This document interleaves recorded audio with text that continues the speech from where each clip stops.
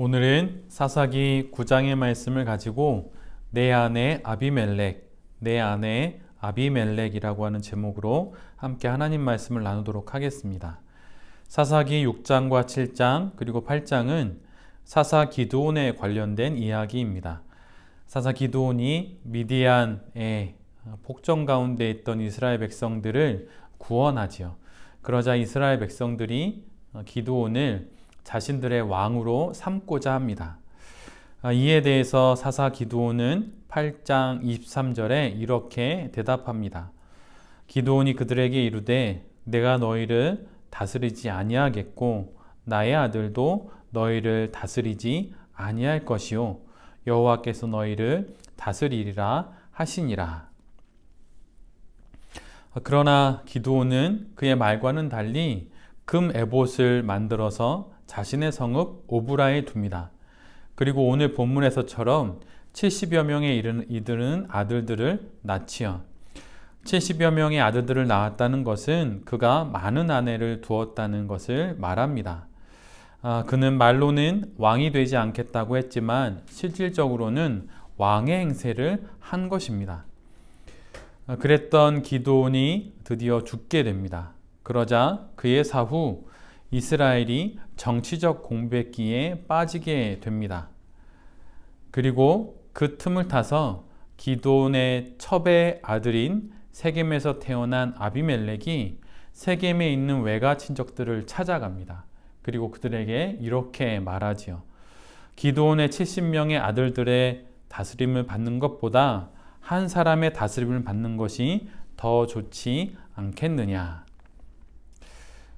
그러자 그들은 세겜의 백성들에게 이 내용을 전달하게 되고 세겜 성읍 사람들의 마음은 아비멜렉에게 기울어지게 됩니다.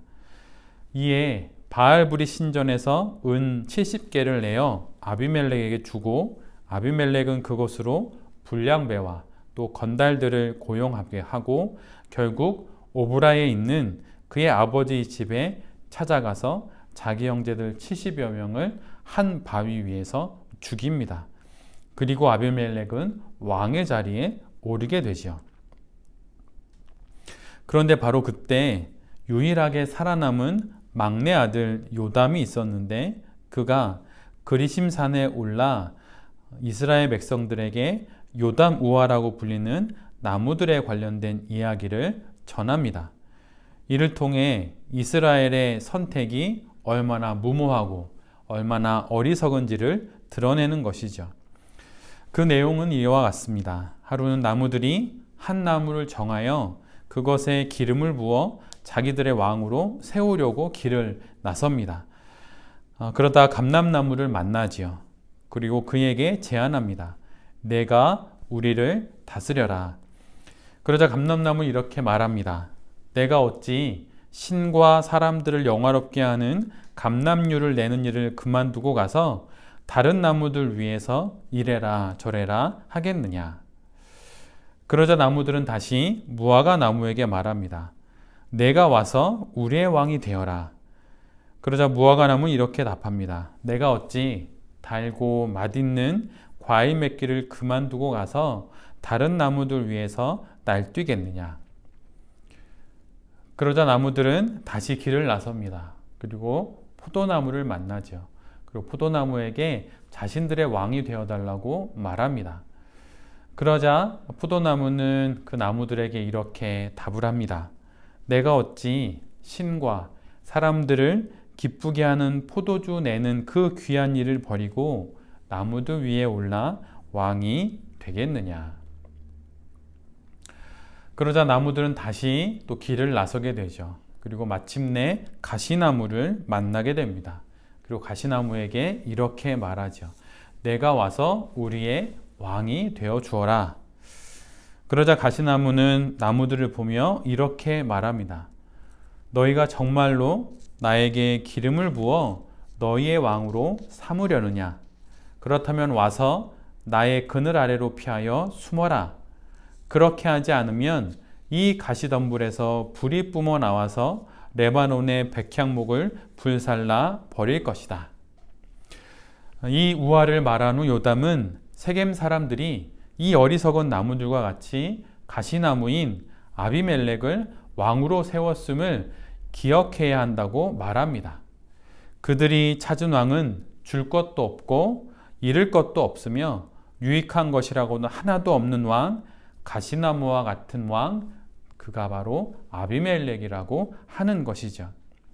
그리고 이 선택의 끝은 오늘 본문에 뒤이어 나오는 22절로 24절에 정확히 기록되어 있습니다.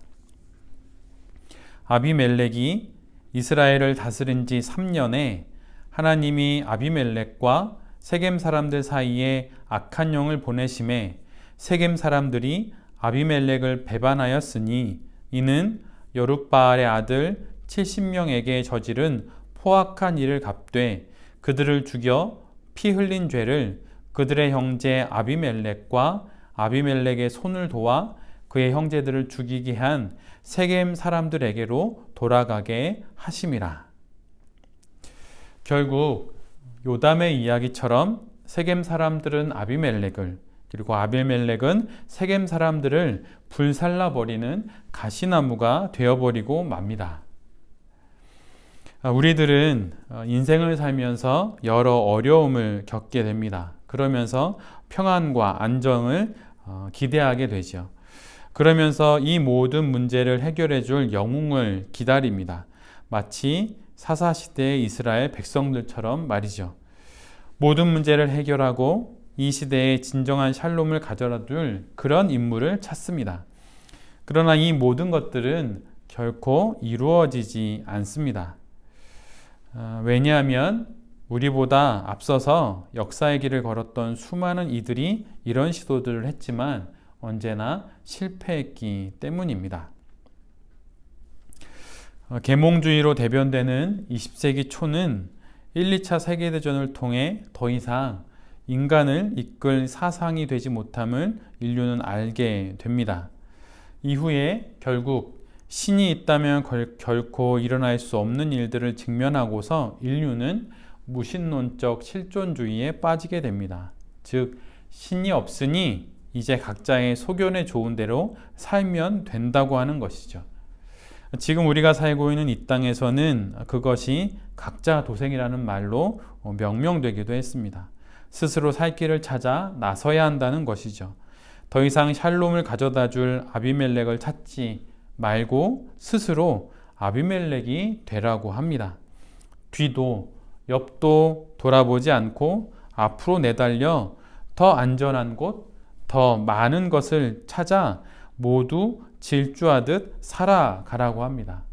그러나 질주하여도 여전히 뒤따라오는 사람들은 있고 앞에는 늘 더 먼저 내달려서 더 멀리 가고 있는 사람들이 있기에 달리지만 달리면서도 불안하고 그 불안은 좀처럼 사라지지가 않습니다. 그러다 불안에 붙잡혀 옴짝달싹 못하기도 하고 때로는 몸과 마음이 병들기도 하죠. 불안이 불안을 부르고 질주가 또다시 질주를 부르는 악순환을 살아가게 됩니다. 마치 메비우스의 띠처럼 결코 끝나지 않을 경주를 사람들은 내달립니다. 그러다가 어느 날 죽음을 맞이하죠. 도대체 이런 인생이 무엇입니까? 사막 교부들의 잠언집에 보면 이런 글이 있습니다. 하루는 마카리오 교부가 집회를 하고 집회가 끝난 후에 수사들에게 이렇게 이야기를 합니다. 피해라 청년들아. 수사 중에 한 사람이 그에게 물었습니다. 사부님, 우리가 사막보다 더 멀리 어디로 피해 갈 수 있다는 말씀입니까? 그러자 교부는 손가락을 입에 대며 잠시 머물더니 자신의 독방에 들어가 문을 잠그고 홀로 머물렀습니다. 사막 수도원에 있는데도 교부는 또다시 피하라고 말을 하죠. 도대체 무엇을 피하고 어디로 가라는 것일까요? 이 인간의 그늘 아래 있으려 하지 말고 침묵 가운데 하나님의 그늘에 거하라는 뜻일 것입니다. 그 참된 실존의 자리를 찾아서 가라는 것이죠.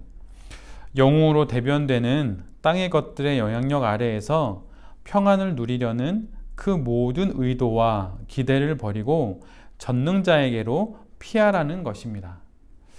아비멜렉은 여러분 실은 사사기에 기록되어 있지만 실은 사사가 아닙니다. 그럼에도 불구하고 샬롬을 줄 수 있다는 생각에 세겜 사람들은 그를 왕으로 세우죠. 진정한 샬롬은 오직 하나님의 그늘 아래에 있습니다. 하나님께만 우리의 진정한 샬롬이 있습니다. 멈추어 서서 스스로를 하나님 앞에 세워 그분이 주시는 평안의 그늘 아래에서 샬롬을 누리며 이 짧디 짧은 인생, 단 한 번이기에 마지막인 이 인생을 살아가야 하는 것이죠. 시편 63편 6절로 7절은 다윗이 사울 그리고 압살롬에게 쫓기어 유다 광야에 있을 때 기록한 시로 성경은 기록합니다. 이 시편은 다음과 같은 믿음의 고백이 6절과 7절에 기록됩니다.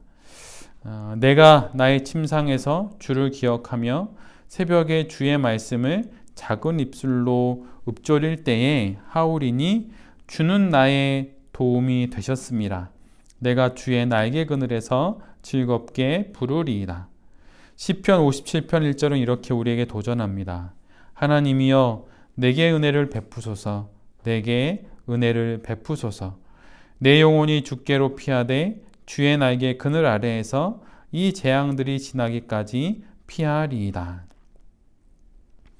모든 것을 가지고 누렸던 다윗, 누구보다 높은 자리에서 누구보다 많은 것을 가졌던 그가 우리에게 이렇게 말합니다. 주의 날개 그늘 아래에서 내가 평안하다. 사사기는 우리의 인생이 어디에 있어야 하는지 집요하게 우리를 몰아갑니다. 우리가 실은 세겜 사람들이며 우리가 아비멜렉인 것이죠. 삶의 암담함 속에서 가시나무와 같은 아비멜렉을 찾을 것이 아니라 하나님을 찾아야 합니다. 스스로 아비멜렉이 되려 하지 말고 하나님을 찾아야 합니다. 할 수 있는 게 없으나 살지 않을 수 없는 인생을 하나님과 함께 사는 것이 우리가 해야 할 일인 것이죠. 창세기 1장 1절로 2절은 우리가 잘 알고 있는 하나님의 말씀입니다. 근데 그 말씀을 유진 피터슨의 번역한 메시지로 읽어드리면 다음과 같아요. 모든 것의 시작은 이러하다. 하나님께서 하늘과 땅을 창조하셨다. 보이는 모든 것과 보이지 않는 모든 것을 창조하셨다. 땅은 아무것도 없는 늪, 끝없이 깊은 공허, 칠흑 같은 어둠이었다. 하나님의 영은 수면 위에 새처럼 내려앉으셨다. 이 말씀을 읽을 때마다 태초에 그 창조의 모습이 떠오르기도 하지만 지금 바로 여기 우리가 살고 있는 이곳을 덮으시는 창조주이신 하나님의 날개를 보게 됩니다. 우리를 누가 창조하셨습니까? 누가 우리를 이 땅에 오게 하셨고 누가 우리를 이 땅에서 거두어 가십니까? 하나님이십니다. 결코 땅의 것들의 많고 적음이 그것들의 높고 낮음이 우리의 영혼을 안정과 평안으로 이끌 수가 없습니다. 땅의 그늘에서 평안을 누리려 하지 말고 주님의 날개 아래로 피하십시오. 우리 주님이 이런 우리를 독려하시며 또한 격려하시며 이렇게 말씀하십니다. 몸은 죽여도 영혼은 능히 죽이지 못하는 자들을 두려워하지 말고 오직 몸과 영혼을 능히 지옥에 멸하실 수 있는 이를 두려워하라. 주님을 경외하며 그분의 그늘 아래에만 머무십시오. 그분이 우리를 창조하셨기에 그분이 우리를 책임져 주실 것입니다. 우리뿐만 아니라 인류의 역사도 하나님께서 그렇게 이끄실 것입니다. 내 안의 아비멜렉 그것을 바라보며 이제는 그것이 아닌 오직 예수 그리스도와 하나님의 그늘 아래에서 살아가는 모든 성도님들이 되실 수 있기를 간절히 기도드립니다. 제가 기도하겠습니다. 주님, 내 안에 아비멜렉이 있습니다. 눈에 보이는 좋은 것, 능력 있고 힘 있어 보이는 그것들이 저에게 아비멜렉이 되었습니다. 이제는 내 스스로 나의 아비멜렉이 되어 나의 삶을 이끌어가고자 하는 마음을 갖기도 합니다. 주님 간절히 구하오니 헛된 아비멜렉을 찾아 나서는 우리의 손을 멈추게 해주시고 이제는 우리 주 예수 그리스도의 그늘 아래 머물며 살아가는 참된 성도들이 되게 하여 주시옵소서. 어느새 2020년의 마지막 주 예배를 드리게 되었습니다. 코로나로 인하여서 여러 우여곡절을 겪었지만 여기까지 우리를 인도하여 주신 하나님의 그 긍휼과 그 자비와 그 은혜에 고개를 숙여 진실로 감사를 드립니다. 주님, 이후로 다가오는 2021년에도 내 안에 아비멜렉이 아닌 나를 덮고 계신 전능하신 하나님의 그늘 아래에서 내게 주어진 이 인생을 살아갈 수 있도록 주여 은혜 내려 주시옵소서. 이 모든 말씀 예수 그리스도의 이름으로 기도드립니다. 아멘.